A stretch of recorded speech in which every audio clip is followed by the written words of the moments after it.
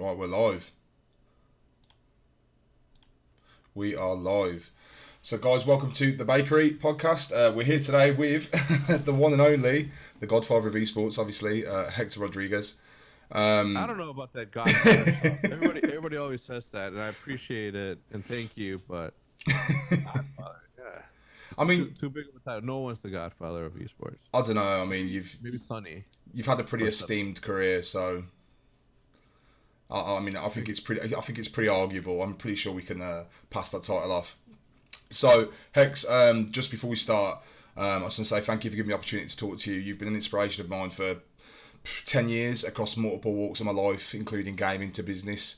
I just want to say congratulations on building Optic and obviously now the Huntsman alongside Andy. And I think that your success is well earned and deserved. Thank you, man. No, Appreciate no, it. no, it's no problem. It's hard to take that as a compliment when I've been having so much fun doing it. You know what I mean? Yeah, It's like, when people say thank you for what you've done, it's like it's been my absolute pleasure. Like I couldn't have picked a better job for myself if I'm being honest. that's great to hear. Yeah. That's great to hear. So I've got an opening icebreaker. Obviously, the podcast is called The Bakery. You asked why just. It's obviously referred to my name, but obviously with a bakery, there's plenty of pastry, little treats that people love. So I want to know is what is your favourite pastry? Is it a donut, a croissant? I think, well, hey, there's so many of them. There's so many of them. I would have to say a gansito, which is a Mexican sort of pastry, which is like it's not even I don't even know how to explain it. It's covered in chocolate with chocolate sprinkles, but inside it's like bread. I don't know. I don't even know how to explain it. You gotta Google it. It's called a gansito, but that's my favorite one. You freeze it Yeah, and then you just eat it. It's super crunchy, super fire. that does actually sound real good. I'm a bit jealous. I don't think I've ever seen one of those over here, which is a shame. I wish we had. Yeah, well, it's Mexican.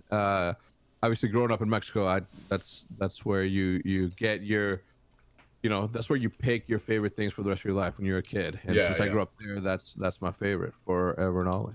So where did your love for West Ham come from? Where did it stem from? A lot of people ask me that every single time. So it's usually like, well, because the Green Street Hooligans. Yeah, No, but if it would have been, this is always my answer. But if it would have been, uh, Green Street came out like in 2003, so that would have made me a fan of the team for, I don't know, a decade or so. But it yeah, was it was when I was a young kid, we wouldn't get all of the soccer games in Mexico, the part that I was from. So I would always remember this like burgundy and baby blue team. And since then I was just like that. And we just my dad and I just happened to watch some of those with my uncle. I don't even remember. It was so long ago. yeah. I got you. But we watched it, and for some reason, burgundy and blue was like one of the dopest color combinations that I've had. Even later in life, I used to paint a lot of graffiti with those color combinations. I thought it just, I don't know Yeah, why I was so attracted to it. yeah, But then Green State Hooligan comes out, and I'm like, oh my god, I think that's the team that I used to like when I was a kid. And then that obviously like yeah. And that kind grew of into pushed something it else. for you. Yeah, Yeah, and it's not like I follow it as much as I did. Like I followed it a lot, like very very early on before like gaming, and then I followed it a lot during gaming, but only in Chicago, because in Chicago every single Saturday morning around 6 a.m. you can catch the West Ham match and the Premier League matches on TV. Here yeah. in Dallas, unfortunately, you cannot. So I've got you. sucks. So, obviously, Hector, you've been involved with gaming and esports for well over 10 years. Where did Hector's passion for gaming begin originally? To be honest, man, I don't. Call of Duty is the thing that kicked it over. That game right there, Call of Duty 2. But before that, like I played in high school. I didn't really play because I played a lot of basketball, soccer, football, baseball. Like I played all sports, and I was always an outdoors guy. Like I love fishing. I love doing that.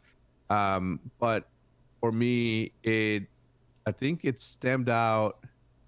I don't know. I like games, but it was more of a casual thing, like Zelda: The Ocarina of Time, Resident Evil, the first one on the Yeah, yeah, first PlayStation. That one was the only time where I've ever been like super scared of something, right? Like during a video game, like I was inside of a horror movie and I was in charge of the main character, and that to me was like super super dope. It made me feel a certain way, yeah, and then from there we just I don't know. I don't know. All I know is that one day, my wife now, girlfriend at the time, Judith, and I were at the store. and I said, I'm going to buy this Xbox 360. It comes with a game called Call of Duty 2. I don't even care what it came with, right? Yeah. And she's like, "You're gonna buy a game?" Like, she's never seen me play video games, right? She's never seen me play. She just, knew that on Fridays I like to play poker or go out with my boys. Football Sundays, American football Sundays, and Yeah. I was an outdoors guy. She never would she have seen me as a gamer, and I would have never seen myself as a gamer either, right? Like the majority of my time was spent trying to build my career in the mortgage industry and doing that, and then on top of that, I was a heavy like art to me was everything. It was my life, right? Like graffiti art specifically was the thing that just made everything. So I was out at night painting trains, and I would paint walls on Sunday, and I would always be outside. Yeah. So Yeah. when Jude's like, "You're gonna buy a game to stay inside," and I'm like, "Yeah, I think so," and the rest is history. Yeah. I was gonna say it worked out. Yeah, It really luckily, worked out. man. Yeah. So Luckily.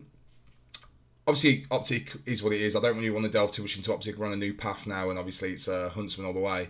But back when Optic started, was that the first original name that you came up for with it, or did you ever have an intention of calling it something else? Well, I didn't create Optic. No, Optic was I know already a obviously, team. yeah. But I mean, when you went into Optic, was there ever an intent to take it the path that it took? Was there ever an intent to change it somewhere else, go into other games, or I mean, was the path that it took? Yeah, I don't know. Back when we started, like esports wasn't a thing. I mean, obviously it was, competitive gaming was a Yeah, yeah, thing. The esports culture wasn't there yet. Later on, I would help develop that very lifestyle. But when we were playing, it was all about like word of mouth, right? I would upload videos to YouTube yeah. because I wanted people to know that I was good at this video game. Um, and that was it. No, did I ever expect it to get to where it's at? No, but I hope for it, right? Like I'm like, yeah. One day I went to a Bulls game, and I sort of like my brain sort of said, all right, these are the Bulls, these are the Pacers. It would be like this is side by side, which is an old Call of Duty team versus Optic or versus G4P, 3G. No, you name the teams, and right there I'm like, when I put that sort of vision into the players where I'm like, okay, this is X player, he's really good at sniping, or this is this guy from this team. I'm like, holy shit! Like, eventually could get to like, this massive Yeah. stadium sort of opportunity for gaming. And this was super, super, super like Call of Duty 2 days. Um, but no, I never expected it to become what it became. I was always just playing because I love playing. I was always making videos because I like making videos, and I like the interaction that I was getting with everybody. I've always been like a friendly person for what it's worth, and uh, it felt like once I saw a repetitive sort of experience with the videos that I was uploading, like in the chat every single or in the comments, I would see like this one name over and over again. I'm like, oh, this dude like is coming back to watch my video. So it's just a simple conversation I'm having with a person that I know, a guy at the Yeah. market, a guy, you know what I mean? So that intrigued me a whole bunch, and it just like snowballed into something bigger. Yeah, see, it's bizarre actually because I came across your YouTube content. I think it was probably about 9.5, maybe 10 years ago, and the first video I ever watched of yours wasn't Call of Duty related. It was a faceplate video because at the time I was trying to do a faceplate on my 360, and I was looking for like videos on faceplates, and I came across one of yours, and then I ended up looking at the rest of your content, and then obviously subscribed and followed you from there because I was How old playing. were you at the time? I was 15, maybe 14. I mean, I'm 25 now, so yeah, I think I was 15. I may have been just 15. But I was trying to get a faceplate on my 360. Did you order one? That was only $40.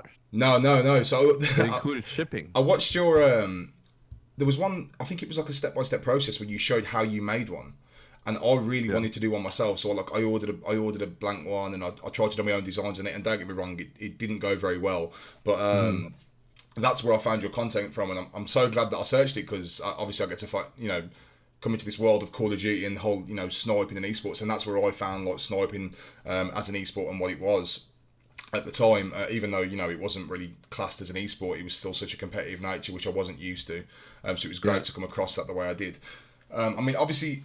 You've had an esteemed career, countless championships across multiple games, and a fan base that pretty much can't be compared to any other. A question though is, what has been your most enjoyable moment of your career so far?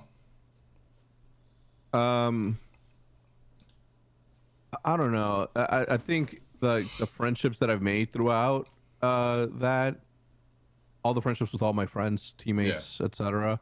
The community that we built. That's something that every single time somebody tells me, he's like, "Oh, you know, you're part of like one of the biggest communities." Blah blah. Blah. I'm in my head. I'm like, that's so weird. yeah, Still to this day, you know, like I'm blessed to have that sort of scenario going for me.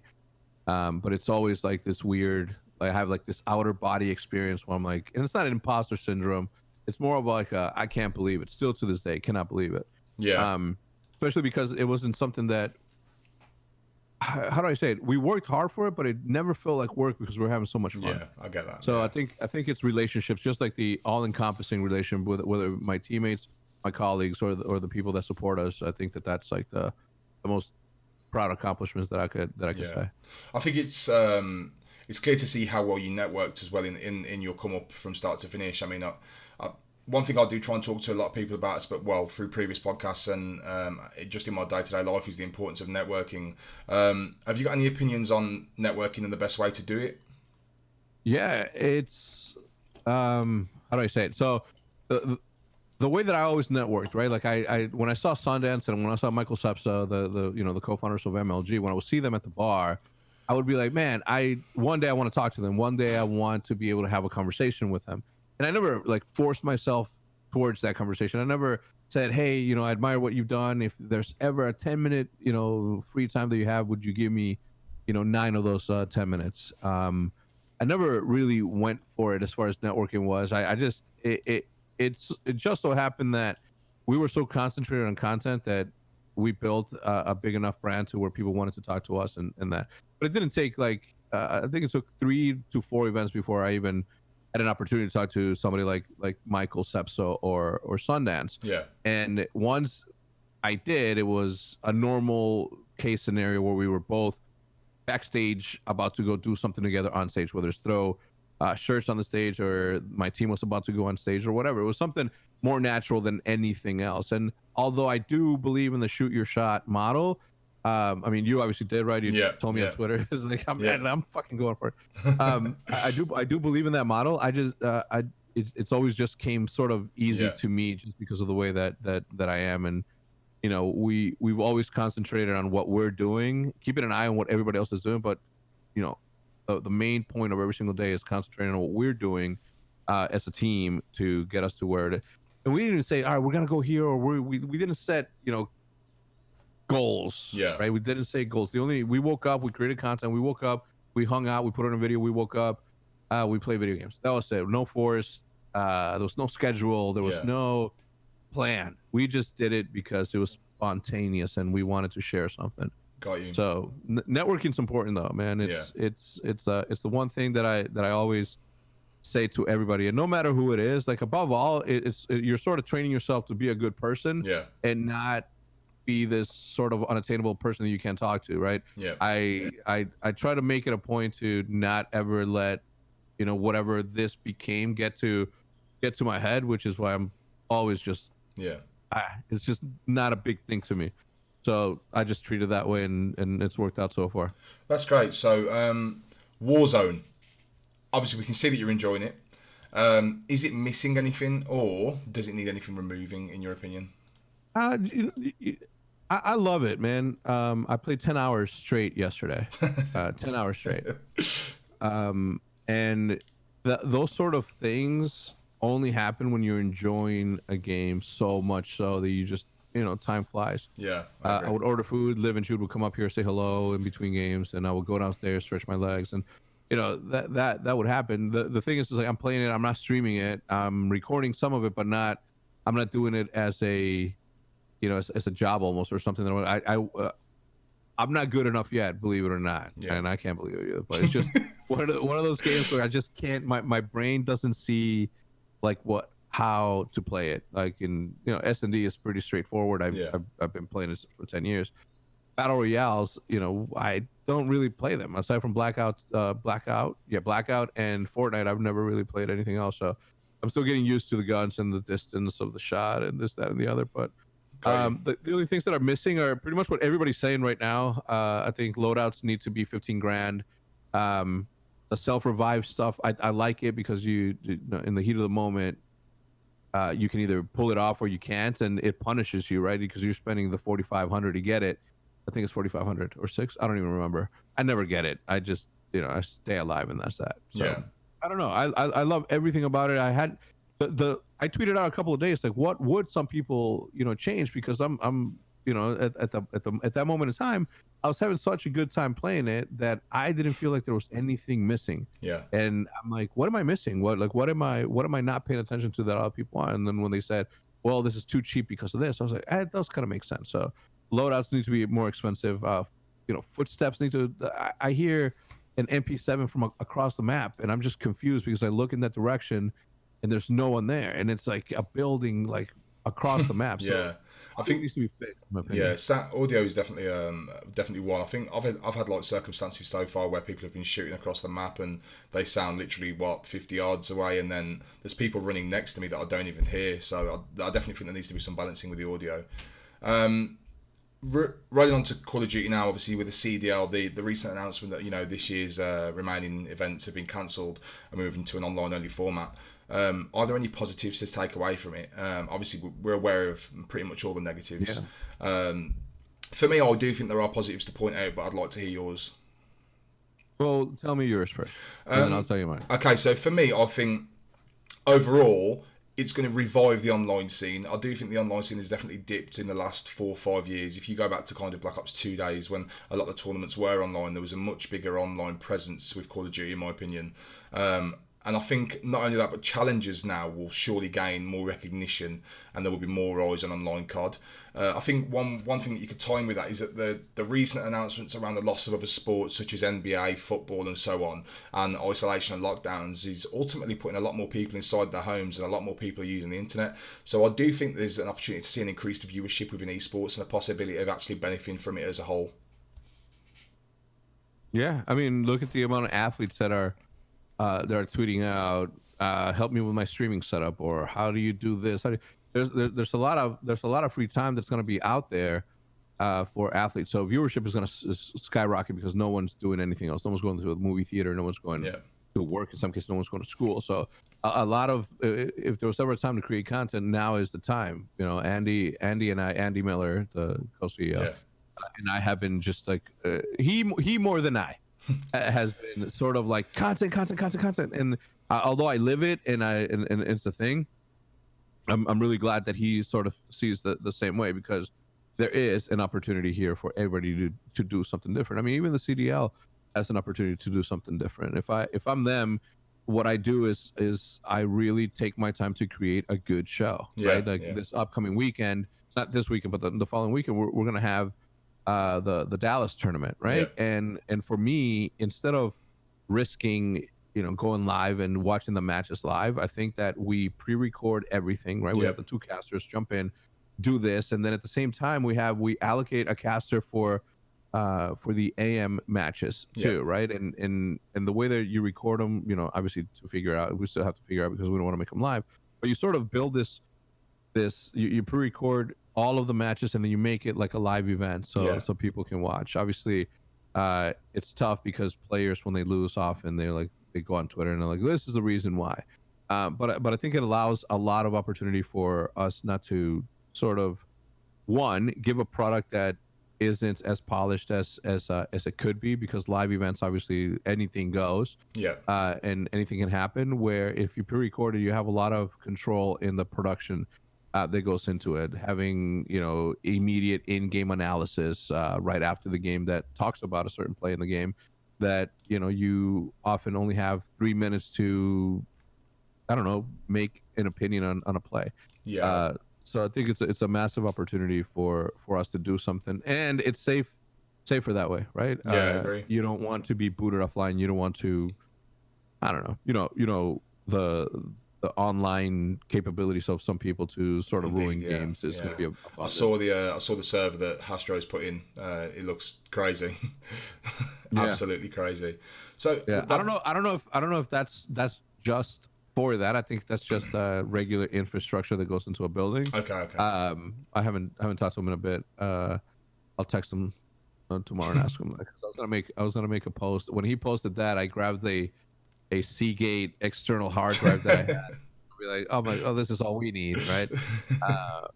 But yeah, it's gonna be interesting for sure. So, I mean, obviously, with the online format, a side question to that is: are there any plans on how to overcome the connection issues that we may face between EU and NA teams? Yeah, I don't think. Are you talking for challengers? Yeah, yeah. Obviously, for challengers. I don't know. I think it's gonna have to go regionalized, and at some point or another. I mean, obviously with the travel ban, everything gets hectic. Yeah, But we've been around long enough. Like this franchise league just came about, right? Like it's yeah, not. It would have been the same thing if MLG was still a thing and there was no franchise leagues and we had to cancel events because of it. Shortly after we made our announcement that we were going to cancel the Chicago home series, we received a message from Wintrust Arena, the stadium that we're going to hold it in, and they themselves said, "Hey, just so you know, you're not allowed to do this. We're going to, give everybody a warning that this is going to happen. Tell your ticket holders, tell yeah, everybody that this is just not going to happen." And it sucks, right? Because it was going to be awesome. I had like the amount of planning that went into this thing. yeah. I can Um, imagine. I mean, wasn't it over 7,000 tickets sold? Or mhm, mhm. yeah. Yeah. I A mean, lot of tickets. realistically, that's going to be what the biggest event we've seen in maybe It's the ever. Yeah, it's yeah. Well, for a single team held event or a homestand, for example, yeah, it is. yeah. It would have set the record for the single regional tournament held by by one team. I don't think it would have been topped either, unless you were to break the record yourselves. Because I mean, it's such a huge number. But I think obviously Well, we it's would have. I mean, I yeah, think 2021 we 100% would have. Like we were going to use this 2020 experience to sell the tickets for 2021, yeah, yeah, and it would have because it was going to be like awesome, right? I myself was going to take anybody that came from the United States, from the United, and I told you this in the stands when we were hanging out, that if you came to the Chicago event and you were from overseas, yeah, South Americans maybe, and then obviously Canadians, they're right down the street, so yeah, they didn't get anything. But that I was gonna go take them and buy everybody hot dogs at yeah, Portillo's, and I yeah, wanted to make that an experience because I wanted to give the people who are willing to spend the money to come and have an experience that they will never forget. I wanted that to be part of it, right? And it would have been dope because one, they would have eaten one of the best hot dogs out there, or beefs, or burgers. I mean, you name yeah, it, Portillo's got it. It was gonna be free, and we were gonna hang out and all eat together. So it would have been a good experience. But now that that's sort of gone, we just have to wait now for this whole thing to get sort of a little bit under control. And I know that it's going to take a couple of months to do that. We're going to wait and see. But again, to speak on the cancellation of that, it wasn't an easy decision, right? Like Andy and I were like, fuck that. No, we're not doing it. yeah, We're not doing it. We're not canceling. No, we got to go. We got to go. We got to go. But the more and more that we started to like look at it, the more meetings that we had with the league, and trust me, man, the league was more than anything is like, what do you guys want to do? What do you, the ownership group, wants to do? And we all came to the agreement that it was the best thing for the fans and the best thing for the players, because it only takes one person to do it. If I have yeah. it, with the amount of pictures that I know. the I don't know, just the experience, the interactions. These little ass kids, man, you know what I'm saying? Like they walk around burping and sneezing. They don't cover their Yeah, mouths. yeah. So I'm walking into a mist of just corona. Like, I don't want to have that experience. I'd rather just wait until the air is clear, Yeah. literally, No, I agree. and Although before doing it. I think you've definitely made the right decision. I think if it was on the other foot and you hadn't cancelled the event and the event went ahead and then there was multiple confirmed cases of coronavirus days later that was all through different news sources and it was being publicised through the media, you and Andy would be looked at as the bad guys. So I think you've definitely made the correct decision in the cancellation. Obviously, as painful as Yeah, it's been, but I think that the only thing now is that it's going to make the taste so much sweeter next year when people get to attend. That's the idea, is that yeah, people next year, hopefully next year, forget 7,000, you guys need to go and get a big arena because that's the 15,000. Why not? yeah. um, Well, that's the hope for yeah. sure. So obviously yesterday, it was awesome seeing some Huntsman content. We got to see Envoy, Embo, Scump. On top of that, with the content yesterday, can we expect to see a lot more content on the new Huntsman YouTube channel? Yeah, so we got big plans when it comes to that. Obviously, everything that we've always done and have ever done is more of a natural sort of evolution when it comes to content.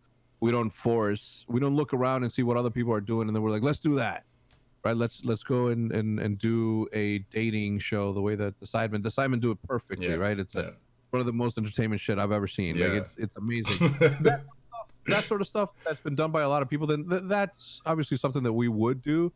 But for us, it's more about what fits more into our daily lives that doesn't seem forced. What seems something that everybody wants to watch that isn't necessarily your cookie cutter, yeah, whatever. So yeah, there's gonna be more content coming around. It's gonna be a multitude of everything. There's gonna be several different things. It's gonna be real life stuff, gaming content, and just the culture as a whole.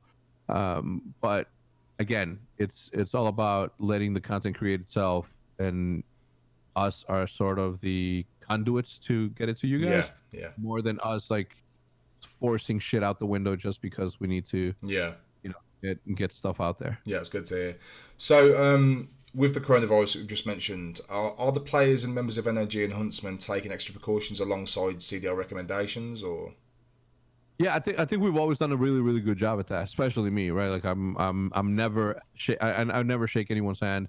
I never you'll never catch me without that thing on me. And Yeah, I'm not talking about a strap. I'm talking yeah, about that yeah, Purell sanitizer. bottle. Yeah, I saw Okay? you with it at London. Sanitizer. Yeah, I Um, saw in the crowd a few guys tried to shake your hand, and you were like, "Wait, fist bump." It was just yeah, yeah, everyone. That's always been the case, always. And so when people get mad that I don't shake their hands, like trust me, I would. I just don't trust anybody. It's not just you. It's not. I'm not.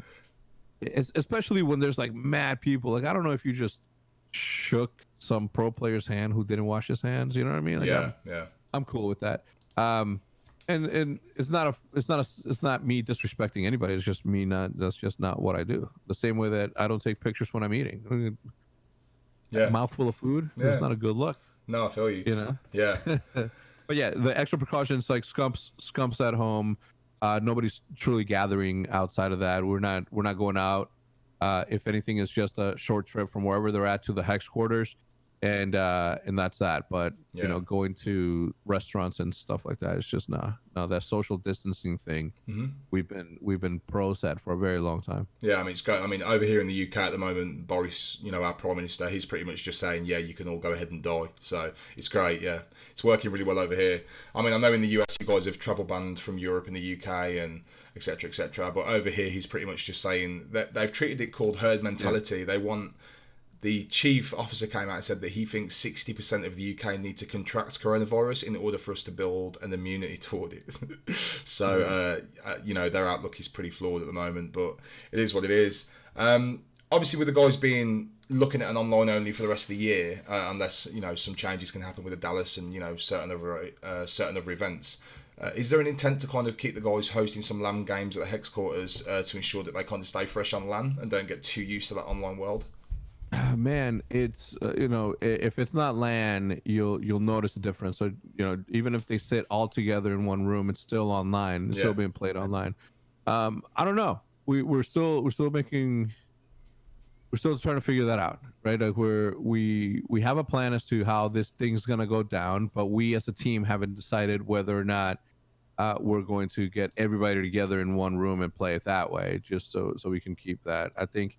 Uh, you can only imagine how much better you are in the comfort of your own seat in your own house than you would be on stage. So I think a 100% sort of scenario you can see where every player is going to be playing their very best because they are in the comfort of their own home, in front of their setups, in front of a familiar place that they are in every single day for extended period of times. It is when you put them on stage that they're sort of taken out of their element and put into a different scenario. So I think it'll be interesting. Luckily, we built this thing online to begin with, right? Competitive video games started yeah, online to begin with. Like we're sort of built on the internet and connectivity through the internet, so we have that advantage where traditional sports don't. They you cancel your games or you try to remove the fans, or you try to do whatever it is that you try to do from these events, and you can't. It's just not something that you're able to do. Where I can have Scump in his house, I can have Envoy at the Hex quarters, and then Pierce and Alec in their own room, and then we have Formal all the way in Anaheim. Like, there's no chance of them infecting each other with anything, and there's no chance of them getting infected by anybody else. Yeah. The only sort of exposure they have to that is their siblings or significant others, and what they bring back from wherever it is that they went. So I don't know. I think we have an advantage, unlike traditional sports. So I think that this is going to be a booming year. Yeah, I agree. Yeah. Does it suck? Yeah, but what are we going to do? Well, that's it. So obviously, moving into Huntsman and departing Optic, the co-CEO of NRG. Do you have a different projection plan for Huntsman compared to Optic? And if so, could you offer some insight as to what? No. I just this thing that I do, this thing that we do as a team is it's a lifestyle, something that we live. Like, that is our purpose on this planet, right? We all have a job to do. Mine happens to be to entertain. Scump and everybody else happens to be to entertain through competition. And that's it. There's no real plan aside from create cool shit that people want to watch. And when you focus on that above anything else, when you focus on the creative process, when you focus on the creative that allows you to just come up with different things and try out different things, experiment with whatever, you sort of put yourself in a position to always be innovating and always have, always keeping your audience in, on the edge of their seats, if you may. Yeah, I've got you. There's no, aside from that, there's like a little bit, there's really nothing, right? Nothing that I can pinpoint and say, this is the one thing that we're going to do different here that we did in the past. Yeah. It's just all about creating content and becoming more and more a true media company. Yeah. The business side aside, as let that the boring stuff stays out there. It's all about the creative of competition. Got you. And so, how does the partnership with Andy benefit you? I mean, do you guys clash on much, or do you kind of have correlating views on a lot of things? Yeah, no. Luckily, he's sort of on the same wavelength as I am. When I was picking and choosing where it is that I was going to end up, or where Seth and I were going to end up, I don't know. It's sort of his insights as to what this thing should look like mirror exactly what I've been saying for years. So I don't know. I think so far it's been a smooth sailing. We above anything else, like, he's a super funny dude, so I get along with people like that. Who doesn't? Yeah. And he's a good leader. Above anything else, I've noticed that, like, he is the definition of a good leader.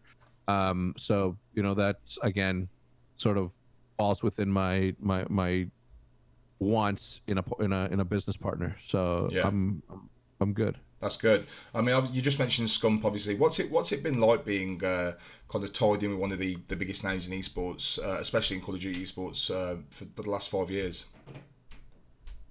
I don't know. It's like, to everybody, that's who he is. But to you, he's just Seth. Yeah. Well, yeah, because we grew up with each other, right? Like, if your brother happened to become the president of something, or the prime minister, like, you would just know him as the person that you grew up with. Yeah, that's right. And it's just like anything else. Like, we understand, like, his position in the space the same way that I understand Nature's position in the space, the same way that I understand, who is who in the space. It just happens that we all happen to do it all at once, and we are so close to it that we're sort of immune to that sort of, like, thing. We never allow any of that to get to anyone's head, especially like when it's just us hanging out, not doing shit, So it's cool. Obviously, I'm super proud of Seth. Obviously, he's one of the best that ever did it, and is continuing to do it. Like, the young man's been doing it since he was 17. Now he's about to be 24 and has a house with a girl and a puppy, where before it was just this high school kid that came on team. So it's normal, man. It's normal, and that's what I like about internet personalities, right? That unlike Hollywood stars and massive rock artists or rap artists and the athletes, traditional athletes, like, this is sort of like an attainable thing where you are going to be able to ask somebody that is doing something in a space that you're involved with to come on your podcast, and here we are having a conversation. That's what the beauty of the internet is. That's what the beauty of YouTube is. And Yeah. then that's what the beauty of YouTube is, the ability to sort of shake someone's hand if they're willing to, or bump someone's fist, Hmm. that you watch on a daily basis. That's the coolest thing about all of this, period. Nobody Yeah. takes, I mean, there are the rotten few that sort of let this internet popularity get to their heads, but for the most part, the majority of the people are just fucking regular people, because we are those Yeah. regular people. We're not class A celebrities, that can't go anywhere. Yeah. But you know what I mean. It's that's one of the most beautiful things, I think. Hmm. So was franchising a refreshing change for yourself, or was it something that you were maybe unsure about originally? Um, do you feel that it's been more beneficial so far for Call of Duty as an esport? Yeah, look, it's the new iteration of this. We for 10 years as a community built this thing on our own backs, right? Yeah. Little support from Call of Duty, tiny little support. The ability to now be partners with a company like Activision, a company like Call of Duty, I think sort of benefits everybody across the entire board. The league, from the commissioner to Pete Vlaselica, like, have all been super cool and understanding about everything. And it's not one of those things where they come in like, this is what worked in the NBA and the NFL, and this is how we're gonna do it here. And it's more of a collaborative effort where they're asking more from Pastor and I than anything else, because they know that we've been doing this together alongside everybody else that was in the spot for like over 10 years. So that makes it super easy to sort of work with them. And I think it was time. We sort of, although I am gonna miss the MLG days, I am gonna miss that culture. Yeah. I think that sort of professionalizing this a little bit more Yeah. is just what the doctor ordered. That's good. So this is a bit of a curveball question. Pedro Tumors, Yeah. he's a big guy, but could he take me in an arm wrestle? In an arm wrestle? Yeah. I don't know. You're a big boy too. Yeah, I am. I don't know. You'd have to challenge him, Yeah, I because think I'm although going he to. doesn't, and you have to take into account he doesn't work out the way that you work out. Yeah. He's just a brute. He's just right? a He was ball. born. Yeah. Yeah. So I don't know. Maybe. Maybe. Okay, right. So over the years, obviously, you've put mass amounts of time, money, effort into building the organisations that you have. Has it been difficult to balance that work life around family and friends? And on top of that, has it been important having Jude be as supportive as she has been? Could you possibly go as far to say that she's one of the reasons for your success? She's the only reason for my success. What other? There's a few women out there as supportive as she was in the situation that we were in. Um, for a whole year we lived off of her savings, and that's that. And we're Mexican. In our culture, that's not what it was, right? It's Yeah. just never been that. It's just this dude brings the money, and she's always been a super hard worker, and she's always been super laid back on everything. Like she's the coolest. So when I wasn't bringing any money in, and instead I was upstairs fucking playing video games, Yeah. screaming my ass off, breaking shit, she just, I don't know. I tell her she's crazy, because it's not something that you just are, naturally you're supposed to disagree with a lot of the stuff that I did from a relationship standpoint, right? Spending the amount of time that I did playing video games, as opposed to, say, instead of playing that next game battle smash, or instead of making the next video, why don't you take me to the theater, or take me out to dinner, which we did, but not as much as a traditional couple, I guess, would. Yeah. So yeah, no. So the only reason I was able to do what I did, was because she was sort of there. Nothing would have killed a Vive more, right? If I had her in my ear saying, Yeah. "You're not doing shit. You blah blah blah blah blah." Not, Yeah. That's great to hear. Not that she would speak like that. She doesn't speak that way, but you know Yeah. what I mean. Yeah, no, for sure. And as far as like everything else, I think everybody understood sort of what I was trying to build from the beginning. And just like anything else, your friends and everybody understands more than anything. As long as you're in a text thread with your friends, I think the connection will always be there, and it's understanding. Especially now, like when we're able to take fishing trips wherever on me, I think they see that they get Yeah, to, they too yeah, get to enjoy a little bit of the fruit of that labor. yeah, Um, and say, it's I don't even know how to explain it. It's just it's a byproduct of what we do. yeah, Sacrifices that we have to make. yeah. I saw the picture of Castro with the fish. I don't believe that was him. I'm assuming that was you, and you just handed him the fish. It definitely No, wasn't. it's on video. It's gonna come out next week. Oh damn. Okay. 'Cause he's fished before. He's fished before. Oh really? Uh, yeah, he has. And this was the first time that he actually grabbed the fish, though, the slime and all that stuff. Yeah, He's like, oh, but it doesn't take long for you to truly get used to it, right? yeah, To really enjoy yeah, yeah. enjoy the hunt. Yeah, So I used to go that's good. fishing a lot when I was younger with my dad. So I've not done it for a few years though, but I would like to get back into it. So just jumping into a quick question around Fortnite.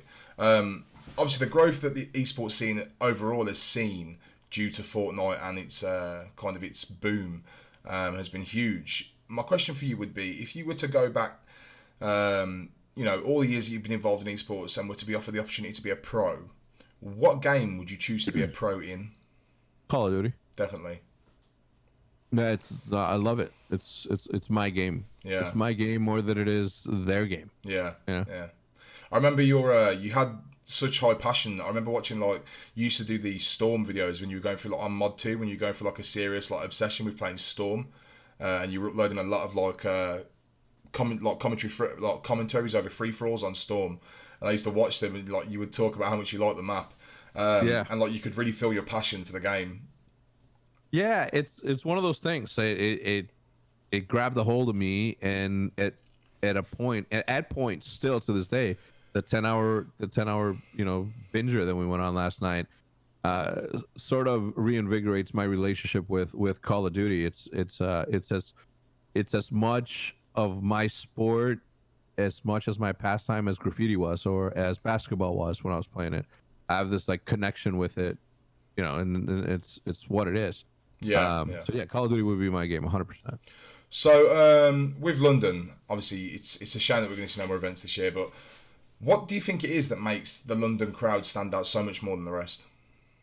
You guys come from a culture of good fans through football. Yeah, I Through agree. football, as a kid, you're sort of when your dad takes you to the game, to the match, you see how everybody's acting, the hype, the cheers. You're not afraid to sing. You're not afraid to hug, high five, do to be out, you know, out there and just letting yourself go, right? There's this sort of level of training that you as a spectator go through that says, all right, they score, that's their job. My job is to cheer loud, to sing songs, and to hype them up while they're on the pitch. Yeah, And I think that that's what gives you guys that. Where here, I don't know. I don't know if it's because it's baseball in America's pastime. I don't know if I think is the only basketball and football are the only two sports where fans really get to sort of do that. But those days are sort of going away here, where you know not a lot of people are. I mean, think about how many young people still get to go to games and enjoy it. yeah, I don't know how many young people go to baseball games, but it's like a grueling effort. I love baseball, so I go no problem. I'll sit there, but it's different, right? It's culturally different. So yeah. I you agree. guys you guys have an advantage there. Yeah, yeah, I agree. I don't know whether it's because I just think over here, the moment we get 3, 4 beers down us, it's just everything just starts to get very I think there's that middle stage between where you're too drunk and then just before you get drunk, where you're so community based, there's a lot of love, and then when everyone's in that zone, obviously the crowd just starts going crazy. I mean, London was good; it was real good. I'm surprised I didn't get removed from the venue on the Saturday, because when the camera panned to Nameless, I stood up behind him and I rubbed my nipples. I licked my fingers and rubbed my nipples behind Nameless's head, and everyone saw it. Chino retweeted it straight away. But they panned the camera off me so fast, and I don't think I got any airtime for the remaining 2 days of the event, which is a shame. But yeah. Yeah. So going on, if you had to point out just 3 main qualities that have been essential to your success, what would they be? My ability to be easygoing, my ability to be a very harsh, almost too harsh disciplinarian, and also just a commitment to doing the right thing at every single turn. No shortcuts, just do it. Yeah. No. Yeah, I think those three things, because I'm very harsh on every single one of my teammates. It doesn't matter who they are, and it doesn't matter if they're there for content. And I know that a lot of people give Embos and Maniac like a lot of things, but they don't know them personally or their struggles the way that we do, right? So, I look, if you look at the success that has come from Optic and the amount of things that we've been able to accomplish, is because we're disciplined, right? Yeah. We are very, very disciplined in the shit that we do. We take this thing seriously, and we consider ourselves masters of our own class, right? Like we consider it's craft. Sorry, masters of our own craft. So I don't know. I think discipline, doing the right thing, and what was the other one? There's no perfect formula, I guess. What was the three that I mentioned right now? Um, You don't even know. yeah, I'm God listening. damn I'm so like engaged in what you're saying that I've just. I was so engaged in what you were saying. Yeah, I think those three things, right? Doing the right thing, being a disciplinarian, Being easygoing. yeah, and being super super laid back, man. Yeah. I don't rush shit. I don't force shit. If it's cool, it's cool. If it's not, then it wasn't meant to be cool. Yeah. I set out to make YouTube video content, and that's that. I that's my thing. I love creating. Yeah. And it just so happens that competitive Call of Duty was something that I was super interested in. So I lend my hand in sort of hoping to build something cool, and we did. It was never forced. It just happened organically. If it would have been forced, then this league would have happened, 10 years ago, if it would have been forced. But it needed to develop itself as a community first before it became to a place to where it needed to sort of graduate to the next being. Yeah, no, I agree. So with obviously with Call of Duty at the moment, there's been a lot of back and forth and complaints, and some people like it, some people don't, around the event setups for challenges.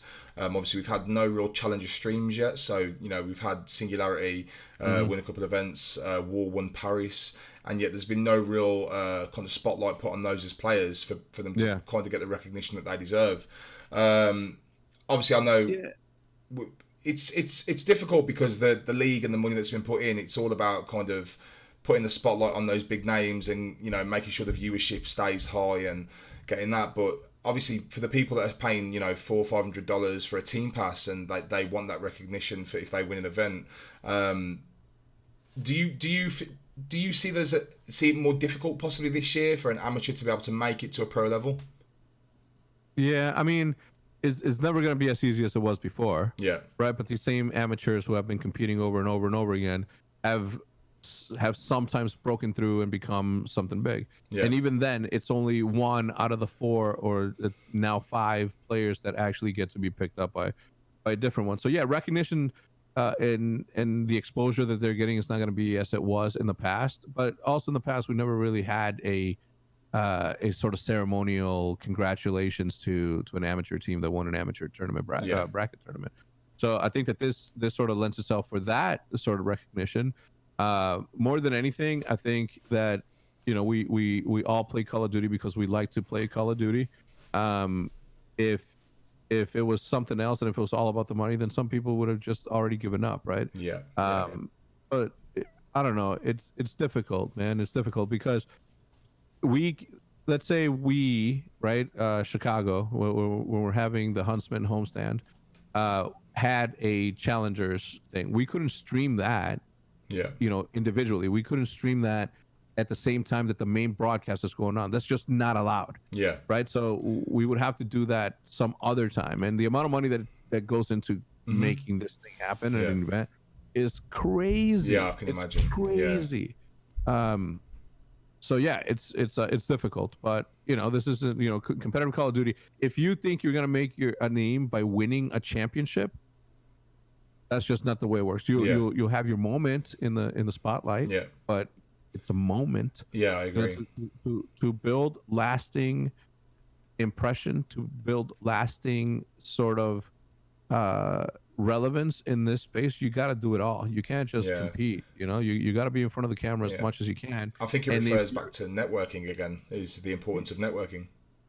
Yeah, more than anything, you have to remember that being in front of the camera in the building stages of Call of Duty, because remember, it's like we built for 10 years to get to this point. Now we're starting over again with a new format and a new life and a new everything from here on out, right? So it's a constant sort of evolution that you have to be willing to be able to do with the thing that you like. It's not just something where I'm a pro player and I should only play video games and that's that. That's your choice. You Yeah. can, but don't expect to be as popular as Scumpy, who doesn't need to stream but is streaming because he loves to stream. Yeah. Don't be expect. You know what I mean? Like it's. Look at Nate Chat, right? He's accomplished everything that he could have ever accomplished. You could just be the CEO of 100 Thieves, and that's that. Yeah. Right? He could tell other people what to do, what content to create. He can offer his. He doesn't have to do that, but he's still in front of the camera. He's still doing that. You know, I'm still chasing 1 million subs on YouTube. It'll be here soon. Be here soon. Yeah, this isn't something that I'm doing because it's my job. Like, yeah, I guess you can title it my job because I get paid to do it, but I don't have to make YouTube videos. I don't have to say yes to being on a podcast. I don't have to make a podcast. It's about the creative process. So when people ask me, it's like, well, what if I spend a year, you know, making YouTube videos and at the end there's nothing? And I'm like, then you have a year's worth of content that you created just for creation's sake. You should be proud of that. That's what you should be proud of. You should be proud of the accomplished product that you create more than what it's gonna give you in return. Yeah. You know, you don't belong in the world of creative if you create shit just to get paid. Yeah, you know what I mean? Yeah. Like if you look at graffiti, for example, and I'm super obviously that's the thing that I know. Yeah. But there's millions of graffiti artists that are out there painting walls every Saturday, legal walls, where they create a production. Are they expecting to one day get paid from that? Are they expecting to get a sponsorship from it? No, they're creating just to create, because at the end of that day, they get to take a picture of something that they drew, and it's something that they're proud of, something that they put in a folder, that they put in on their Instagram, that they can go back and recall very vividly what it felt like to create something to its final form. Yeah. And that's where we're at right now in this building stage of Call of Duty, because we're again on year one. We built it for 10 years. Year one again. Now we're starting to build a new thing, right? Yeah. This is day one again. In this day and age, you can't just play and compete and assume that you're gonna get famous or assume that you're gonna get all the sponsorships. You have to do that extra work. You're always gonna have to do the extra work. Mm-hmm. So if this isn't something you're passionate about, you're never gonna make it.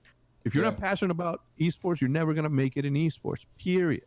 Yeah. You're never gonna force yourself. Yeah. I think there's a lot of time. What's today? 15th. Yeah. But so there's a lot of amateurs currently everywhere pretty much that are constantly, you know, displaying levels of passion, but they're only putting maybe an hour or two in a day, and then still expecting the same outcome that people that are putting 10 hours a day in would see. Obviously, the problem with society, unfortunately, is that everybody thinks that they deserve something. Yeah.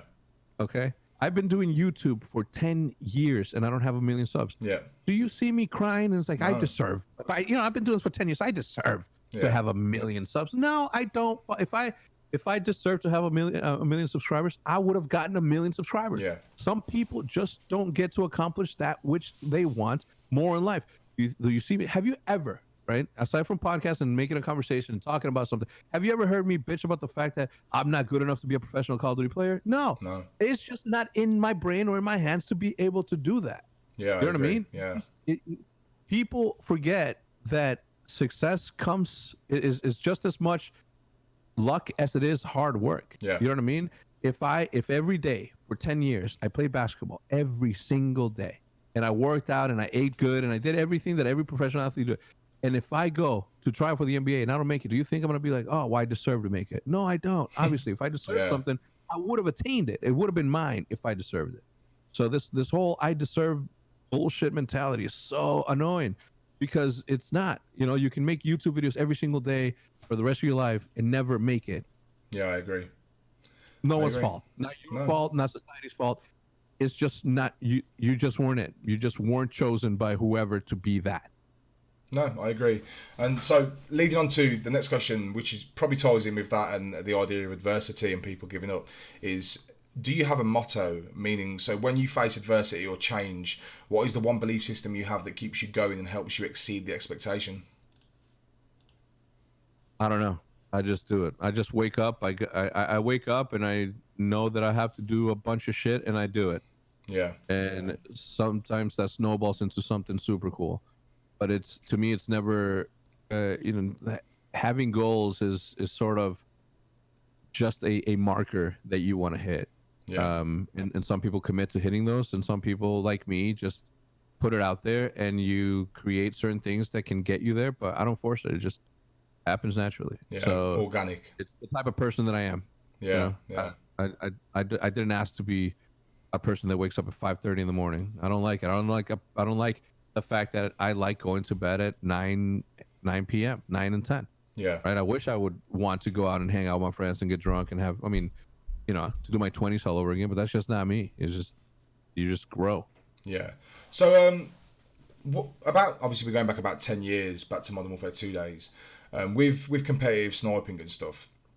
Why do you think it was that competitive sniping didn't take off the way regular, obviously red gun competitive, and that esports the way it is now? Why do you think comp sniping didn't take off in the same way? It would have never taken off of that. It couldn't. It's one part of a game for a very niche sort of audience. Yeah. If you look at Call of Duty as a whole, and then you compare the 100% that is Call of Duty to the percentage that plays Call of Duty esports, Yeah. it's tiny. Yeah, I agree. Now, you take esports, call it 10%. Right? No, too generous. Let's call it 5%. 5% of all of Call of Duty like esports. Okay, 5% of the millions and millions that play Call of Duty like esports. 5%. Yeah. Right. Now, out of that 5% that like competitive, imagine how many of them would have liked to have seen the game only played by one weapon, which is competitive sniping. Yeah. And it's it's an even smaller segment Yeah. of what would have been. So it was doomed from the beginning. But again, it wasn't something that we were. Competitive sniping wasn't for everybody. It was never supposed to be for everybody. It was never supposed to take off. It was for our community and our community. No, it was something that only a few got to say that they were a part of. And Yeah. that's that. Yeah, I That's agree. it. Nobody's invited. There's a closed club. You're not welcome. Period. Yeah, I feel it. Um, that is pretty much it, Hex. I'm really grateful. You've pretty much answered everything really well. There's no more areas that I need to kind of get into. Um, Again, all I can say is I'm really grateful that you've come on. Congratulations on your Thank continued you. success. I'm Thank you, hoping man. Huntsman go, leaps and bounds beyond anything that you've done in the past. Obviously, with Optic and the brand that you built alongside everyone else, it's going to be pretty difficult. But with the fan base that you've got and with the consistent support from everyone, I'm hoping that Huntsman can go leaps and bounds beyond. So all the best, and I hope the rest of this year, even though obviously we're seeing no lands and it's all going to be online, I hope hopefully the rest of this year we can still see substantial growth within Call of Duty as an esport. Yeah, man. Thank you. Thank you for having me. Thanks for the invite, and I wish you success, man. Brilliant. Thank you Keep very doing much. it. No, I Because will. remember, at the end of the day, whether you succeed as a podcaster, as a Twitch streamer, as a gamer, doesn't matter. What matters is that right now, when you press stop on this content, you created a podcast, so you had a conversation that you wanted to share, and you got to share. Whether 100 people get to see it, or 200 people get to see it, Yeah. or 1 million people get to see it, doesn't matter, because you created a piece of content that you yourself get to be proud of because you completed it.